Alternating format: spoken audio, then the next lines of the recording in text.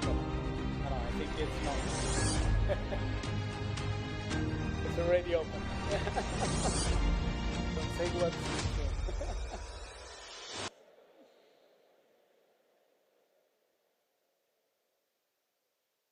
Hello, everyone. Welcome. Appreciate you coming. My name is Jay Gambrell. I'm the Chief Executive of Supponor. We're the world's leading virtual advertising company in live sports, and I'm very privileged tonight to have some of our close partners here to talk a little bit about how they use virtual advertising and hopefully share some insights and secrets and learnings they've had. We won't make too much of a pitch around vendors, but we'll talk about some of the successes they've had. On the far end here is Keith Wachtel, the Chief Business Officer of the National Hockey League. Keith has been responsible for billions of dollars in, That's so nice. in sponsorship revenue, working with a number of brands like Amazon Web Services and Apple, Honda, and things like that. He's been able to leverage that and in maximum ways using virtual advertising. He's going to talk a little bit about that in a minute. Secondly, we have Oscar Sanchez. Many of you know Oscar. He's a bit of a legend in football. Perhaps one of the sanest and also most humble, experienced broadcast professionals, director of production for CONCACAF. And then lastly, but not least, Michele Cecchirosi from Lega Serie A. We got the Italian fan base right there, guys. It's okay. And I need to mention, made in Italy, Italian football comes to America. So, thank you, Jay. So we're gonna start by talking a little bit about Michele, but they have a short video. I think we'd like to show you a little bit about what Serie A has been doing.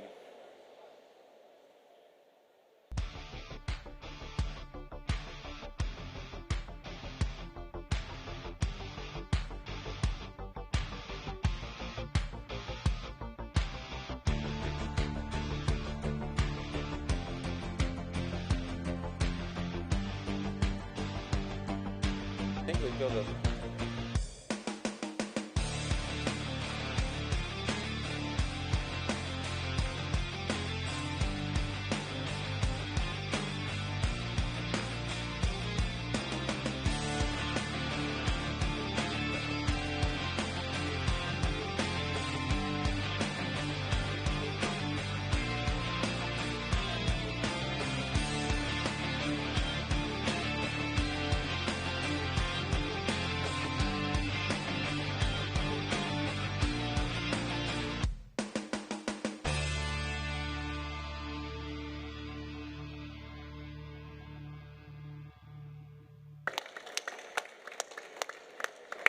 So Michele, your league was the first federation to do virtual advertising on a league-wide basis, all clubs. How in the world did you accomplish that, given the challenges of bringing so many clubs together and the reputation of Italian clubs, especially, for being such a challenge to work with? Thank you, Joy, and buongiorno, everyone. It's a pleasure to see you, and it's an honor to be here alongside the NHL and CONCACAF, due to a reason where we made actual real thing happen. The video and what you have seen at the beginning is our new international broadcast center that we built 3 years ago. So the key message for the audience here is not about Serie A as one of the top football league, soccer league in all over the world, but it's about the reshuffle strategy that we started 3 years ago. And you, Jay, have been part of this strategy, because when we built these facilities, which is 20 minutes outside of Milano, is where the change started. The change started in order to give for real to the clubs that are part of Serie A and added big value. And you know, sometimes in especially European leagues, it's tough to put everyone together, to have the same idea, to align the mind of the different clubs, talking about the tier 1 clubs like Juventus, Inter, AC Milan that are here today, or even all the other clubs. But this project is exactly something that has been well received by all 20 clubs for one single reason, is unlocking real revenues, because we broadcast Serie A today in 203 countries through 63 broadcasters, and all the commercial directors of the 20 clubs, they have no more 90 minutes to sell of LED, but they sell today 450 minutes of different LED according to the different feeds. So we have one feed of Serie A that goes, of course, domestic market in Italy, but then we have one feed for Americas, North and South. We have one feed for Europe without Italy, one for Asia, and another one for Africa and Middle East together. This allows the club to get their inventory and for real define different agreements, which could be global agreements where only one brand is talking in different languages through the creative message, or different territories agreement where even competitor brands can be a partner of Inter in America and the same category, a partner of Inter only in Europe. And going back to your point, yes, it's been tough. It's been a cool journey to align all the clubs together, but when you do something that really gives an added value, it's where everyone is happy, and then we can keep doing and keep rolling up the sleeves, doing the good job that we are trying to do to get calcio and football back where we belong. And it's one of the benefits you've seen, actually, having clubs actually better engage with sponsors, actually build more of a relationship instead of just pure advertising, because that's one of the challenges, obviously, in foreign markets. There's not a lot of activation assets in how you can properly engage. And so have we seen a number of clubs do those kinds of things? A lot of clubs, and not only the big clubs, but the other point is that we should not sleep on what we have done, but the key point today is what's next. And in terms of next technology, just for your information, one Serie A game usually is broadcasted and the production has 20 cameras, 230 cameras, depending to the kind of level of game. Today, only camera one, which is the camera at the center of the stadium, the main camera, which broadcasts actually the 67, 66% of the game itself, is the one that has virtualization through the Supponor technology. Tomorrow, we will allow the clubs to finally have virtual advertising not only on camera one, but out of 5 to 6 cameras, which will allow the clubs to give visibility to their partners in actually the 80 or the 90% of the game. And the step forward after this is the IP and the programmatic buying technology. I was talking with Keith, and we both come from media agency world in the past. And what brands are looking for is to really target their audience. And tomorrow, due to the Air Supponor technology connected to data management platforms inside the media agencies, is where Oscar can see a different advertising than me in the same feed, in the same country, because his television is connected to the right IP targeting that is talking to that audience. So it's exactly what is happening in digital marketing since 10 years. Tomorrow will really happen on LED as well. And I guess one of the major benefits is from a regulatory standpoint, because there's certain domestic prohibitions against certain types of advertisement inside of Italy domestically. Yep. And this has allowed you to reach out to other markets. How has that helped change some of the commercial realities for you? Actually, the answer is clear, Jay, is unlocking potential. And the more we do centralizing rights in order to unlock potential, the more the club individually will be happy, and they will get more and more assets, not only for sales, but even for marketing objectives, because there are a lot of clubs that are not only using spaces or virtual assets for sales or for revenues, but sometimes they have message to deliver, CSR message that they want to give to a particular country, and that's what we should do day by day, investing on our technology with partners like you to make these things happen. Great. Well, let's bring in Oscar. I mean, we're very privileged to, with other partners, done the Gold Cup with CONCACAF this year. But I think what's really interesting is the first time we undertook a game with you, we didn't have a lot of notice. Perhaps you could talk a little bit about that. Yeah, it was, for us, it's been an interesting ride regarding virtual advertising and working with you guys. I remember back in April, we were talking with Massimo and the people with you and Supponor and said like, hey, let's create a test opportunity. And I remember, hey, Massimo, are you busy? It's 11 in Milano, are you going to bed? He's like, no, I'm still working. Can we set up a test for tomorrow? We have a game tomorrow happening in Los Angeles. And he was like, oh, why not? Let's do it. So in less than 24 hours, we pulled a test that was very successful because when you are talking about new technologies, the main thing that you want to guarantee is that you are going to deliver to your audience a quality product. and that you are going to deliver to your commercial team what they have been selling to the sponsors. And for us, that is very important when we are selecting a partner to do these virtual opportunities, because starting from our Chief Commercial Officer, Heidi Pejerano, and all the team that we have here, they make a big effort on going and putting in front of, staying in front of the clients and saying, hey, we have this opportunity to give you the chance to speak in English to the market in the US, but also in Spanish to the, your market in Mexico. So they are expecting to deliver that, and a reliable partner, it's the most important thing. So for us was really a really good experience to be able to pull that in less than 24 hours.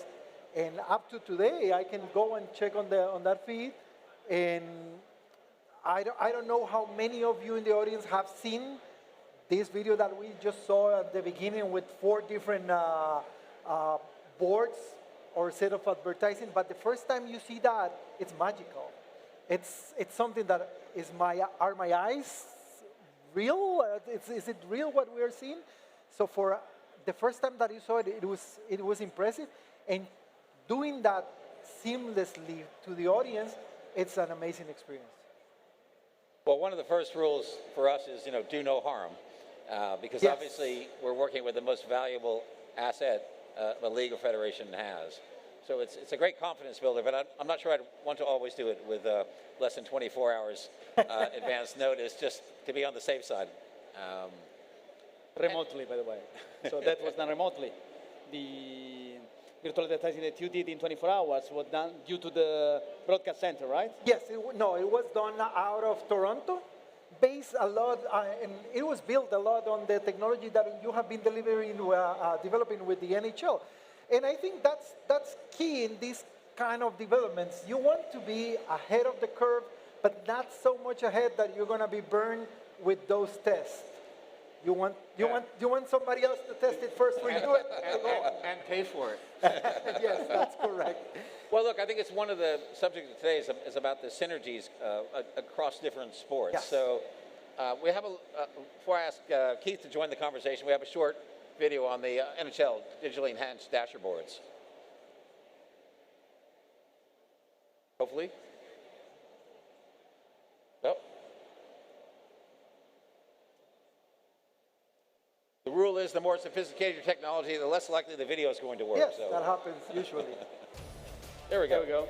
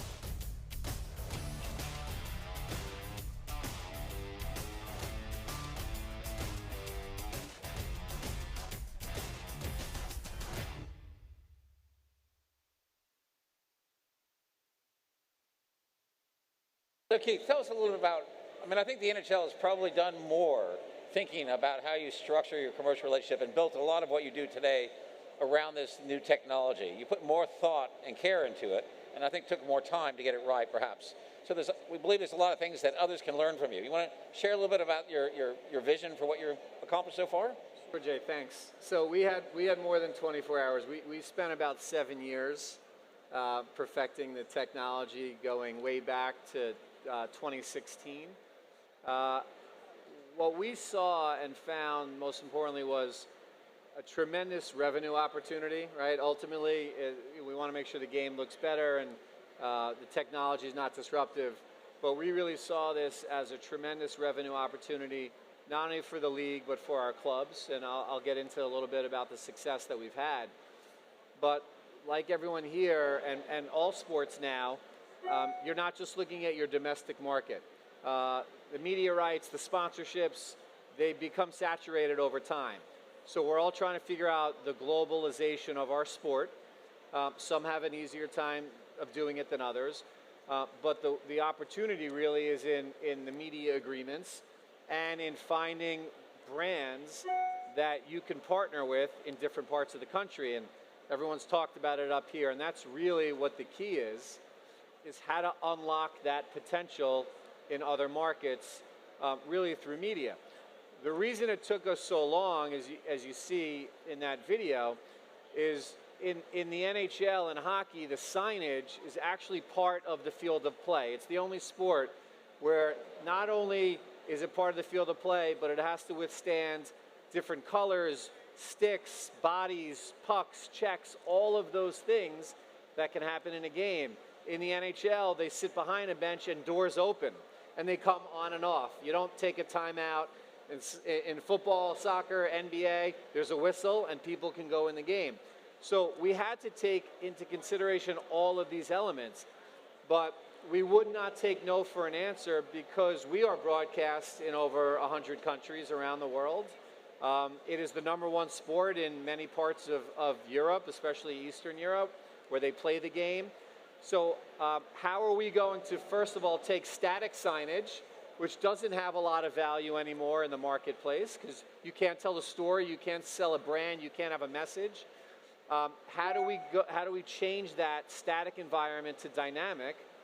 But then also, how do we go ahead and do that around the world? The other thing, which is a little different than football, is we play over 1,200 games a year. If you do a home and away feed, that's over 2,400 feeds, plus other feeds that we do. So we, this past season, had over 3,000 different feeds that we had to deploy. So we spent a lot of time testing it, a lot of time using new technology with Supponor, to the point where we were very comfortable after numerous tests, deploying it in every game, every night that you see across North America. And then this past season, deployed 6 different feeds, similar to what you're doing, in different markets so that we could take advantage of different sports books, of different marketplaces and countries that are looking to promote different sports. So for us, it was really based upon the globalization of our sport, how we could generate more money, but also we think it looks better than the old model. And for brands, they love it. It's no longer a static logo, which doesn't sell a product. And as you can see, what we started to do was work very closely with the broadcasters in order to make the game more exciting and more enjoyable. So what you saw there was some promotions for other games. You saw elements within the broadcast, but we haven't even scratched the surface of what this can do. You can put up statistics, who scored goals. You can put the starting lineups on there. All these amazing production elements that will make the game more enjoyable to fans, but at the same time, an opportunity to sell those parts of the game and monetize it. A lot of effort's gone into that, and I think one of the questions I'd like to ask Michele is, what can you learn from another sport and what they've done, and implement some of that in your own world? No, Jay, what we've been doing in Serie A, just to be transparent and clear, we used to be the best league in terms of football. Then we took a good slip for 15 years. Then we woke up again 4 years ago. And that's where the key point of our strategy today is to learn every single day of what great organizations like the NHL, like the CONCACAF, like the benchmark league that have been developing through the years have been doing. What I'm proud to say is that Serie A is the first league was virtualized in 5 feeds, 380 games through the World season 2 years ago. And in this technology and innovation, our Lissone Broadcast Center is a state-of-art kind of technology, because from there we broadcast all the feeds, but we have as well all the VAR system, which is fully remote control from Lissone. What does it mean? Even in terms of remote control, it's much more sustainable, because we have no more 20 teams in 20 different stadiums spending energy and working on each single stadium in order to generate what we want.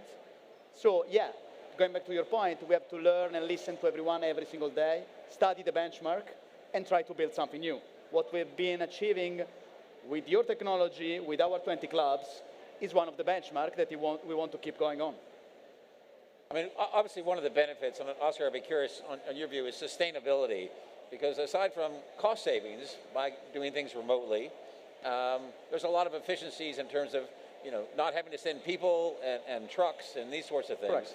And do you see that as a benefit that over time you'll want to embrace more? Definitely. And in our case, CONCACAF is a 41-member association organization.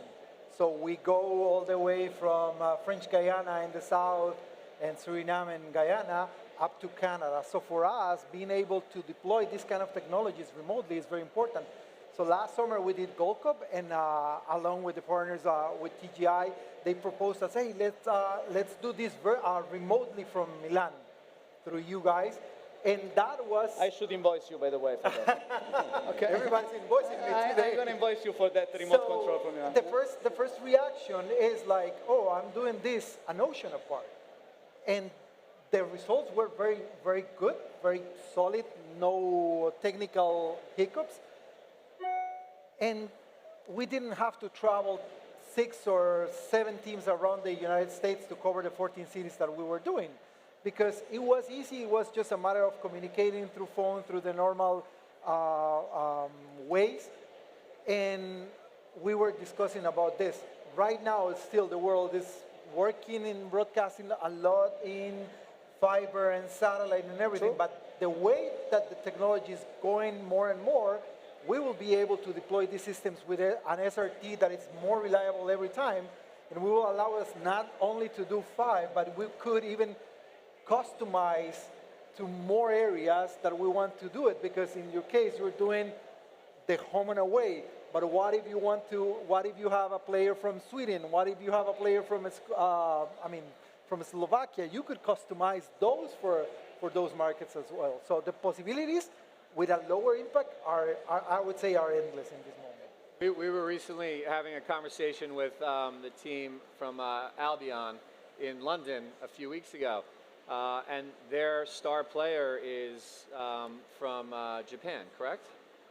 Yeah. Right? And their conversation was they get more fans watching their games over in Asia than they do in Europe. Yet they can't take advantage of that player. And that's part of what's happening in all of sports. All sports, the makeup of the player and the fan base is global. And there's, you talked before, there's three really important myths that you need to get over in order to deploy this type of technology. Number one is that this is going to hurt the broadcasters, okay? Everyone who does this ends up working very closely with their broadcasters and figuring out ways to make sure that revenue that's being generated increases not just for the teams or for the leagues, but for the broadcasts as well, because the interest, and we've had studies, the interest in the advertising when you also have 30-second commercials and other things grows their brand awareness. So they're not trading in traditional media for just signage on the boards. Number two, that the team's sponsors have paid for global exposure, and if you were to say to your partner, listen, you didn't pay for North America, so we're going to put someone else there who buys it and who's interested in North America, they're not going to not partner with that club. They're not going to not say, I don't want the rights to Manchester City or United or the Toronto Maple Leafs, Chicago Blackhawks, or AC Milan. It's just not going to happen. They're buying those teams because of what it does in that market. If they want to pay for global exposure, they'll pay for it. If they don't, you have the opportunity to sell that. And the last thing is the ability to convince all of the organization that you're in that this makes sense. And what is the worst is to fight over money and then not do something where you can make more of it. And that takes a lot of time, it takes a lot of discussions, but in the end, it is a much, much better model than the one that has existed for the past, 20 or 30 years. And when you can do that, like we've done it, and Syria and others, I can assure you that it's just a better environment, and marketers want that. We have to evolve. Technology has given us the opportunity to do things differently, and if we continue to do the same things, then they're going to find other places to spend their money. Fully agree. I think we're getting close on time, so I just try to quickly wrap up on the sort of the power of a partnership, because I think certainly Keith, what you've invested in everyone else is a platform that you can build on over time, because I think what you do in season one is just the beginning, I hope. True. So what kind of plans do you have for upward and onward as you grow your business? So, as I told you before, the next step for next season is we will virtualize more camera and not only one camera to unlock more minutes and more revenues for the clubs itself. Second point is going to be to be able to have advertising even on the replay of the game.